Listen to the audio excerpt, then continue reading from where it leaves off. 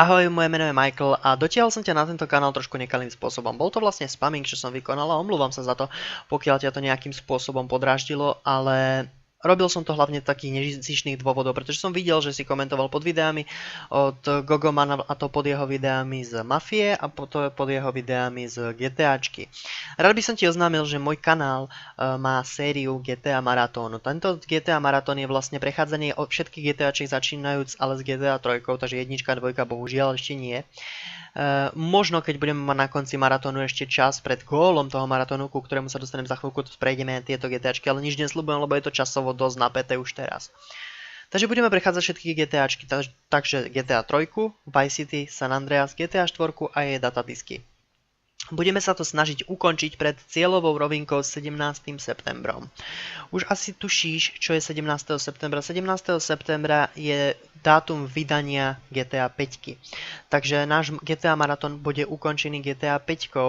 Čím lepším ukončiť maratón proste než novým pokračovaním tejto hry. Takže preto vás vlastne takto lanárim a chcem vás proste dotiahnuť na svoj kanál, pretože mám túto sériu, ktorá bude zaujímavá, je zaujímavá, už sme ukončili GTA 3. Ohľadom uploadovacích časov uploadujeme každý deň, pondelok až piatok, cez víkendy mávam voľno. Minimálne jedno video denne, proste vždycky to budú vlastne tieto GTA maratóny. Sem tam k tomu dostanete nejakú tú dotu, sem tam k tomu dostanete nejakú malú hru, ako bolo v minulosti Paper Please, Game Dev Tycoon a podobné. Môj kanál sa ale špecializuje na Let's Play, nie na Minecraft. Takže neočakávajte odo mňa hranie Minecraftu.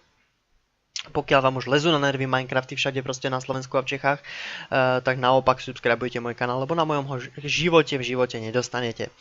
To je všetko na toto video, ja sa vám ešte raz omlúvam za to, že som vás spamoval. Tu na niekde budete mať, alebo tu na, budete mať linky na môj kanál, vlastne tak prejdete na môj hlavný kanál, pretože tento kanál je v skutočnosti ten spamerský kanál, proste tento kanál bude pravdepodobne zabanovaný YouTubeom.